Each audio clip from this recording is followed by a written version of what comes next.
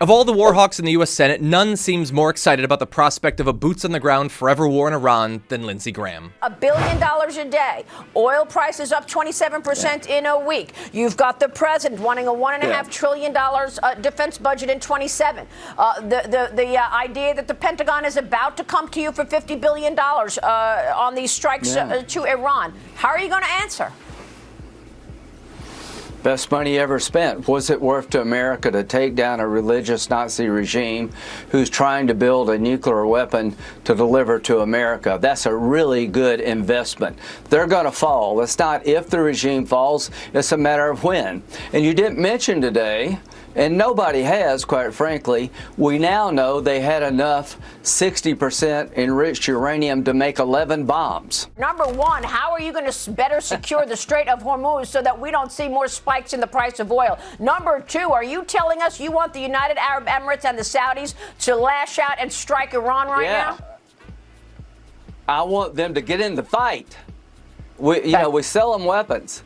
Iran is striking their country. They have good capability. About the Strait of Hormuz, what if the regime fell? Then you never had anybody in Iran in the future that wants to close the strait. What if you had Iran with people who don't want to build a nuclear weapon to kill us all? What if you had Iran in the future that doesn't support Hezbollah, Hamas, and the Houthis? That's where we're headed.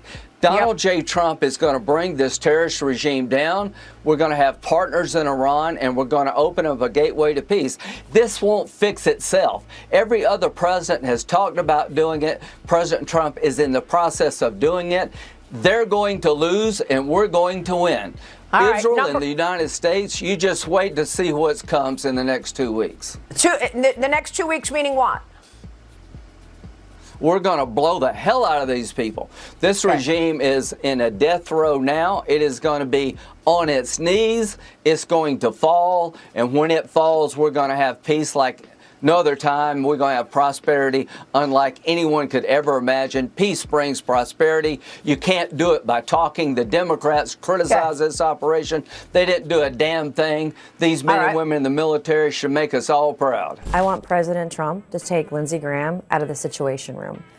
Is he advising the president? He brags about it, and I don't think Lindsey Graham, for all of that hubris, has thought through or war gamed the consequences of us taking Karg Island. Has he thought through what the Houthis are going to do? Has he thought through where Hezbollah is? Because Hezbollah is not going to fly on a plane from Tehran.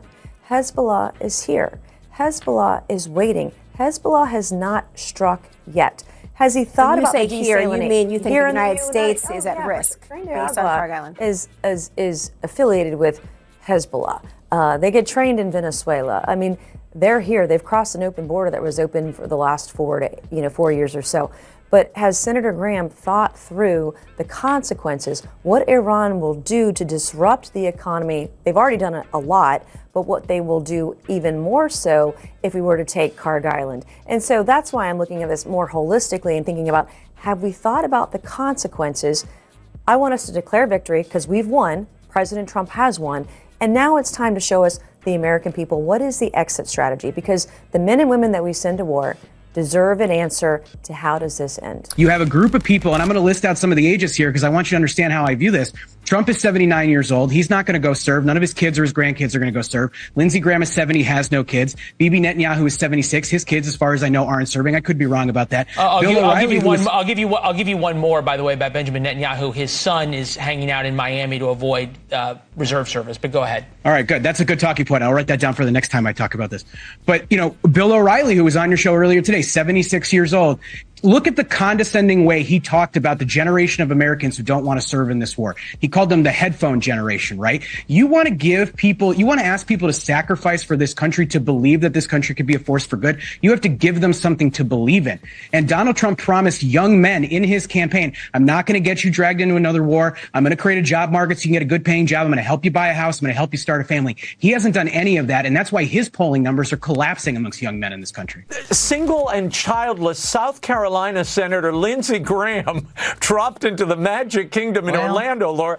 He claims he was doing business in Florida, a lot of it at Chef Mickey's at the Contemporary Resort. You can see Mickey in the background. And then he was later seen walking through Fantasyland with a pink bubble gun. What is Lindsey doing? I don't know why he's there, but it's a very weird world after all, I guess. No, it's a very small world, I would say. That you cannot make this up, because Lindsey Graham is walking around by himself with a baby blue and pink princess scepter.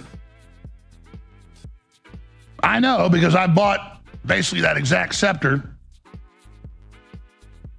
I know, because I bought I went and looked it up online. Similar little princess scepter for my 3 daughters. You hit a button and it all flashes with, you know, lights and stuff.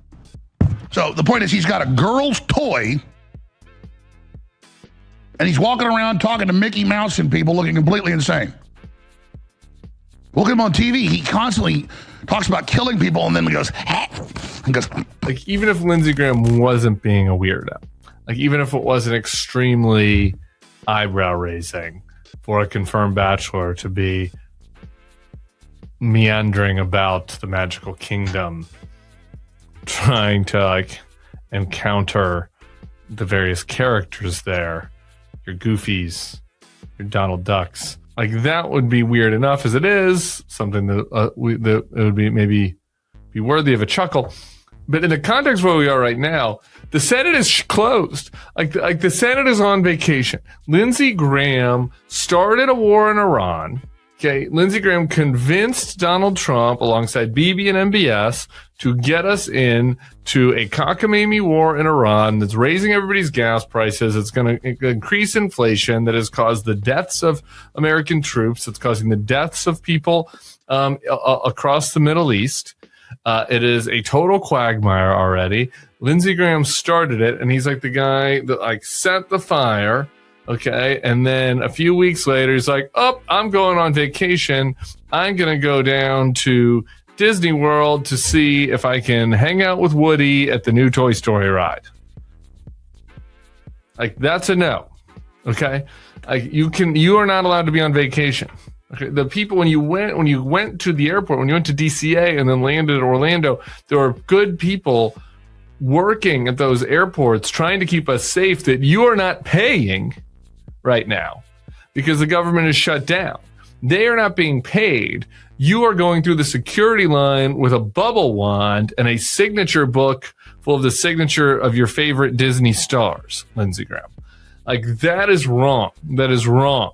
Okay. Talk about a picture that tells a story. Lindsey Graham is so jazzed about this war that he decided to take himself to Disneyland. If he were quite literally anybody else on Earth, the photo of a guy having a great time and holding a literal aerial bubble wand would be iconic. But knowing that this is a man who has the blood of thousands of families and children on his hands already makes it just a little bit more gross. Funny, but gross. While Lindsey is living it up in the Magic Kingdom, his decisions are costing countless lives on both sides of the conflict. We can only hope that he spends more time in the garden with his bubble wand and keeps out of the Situation Room going forward.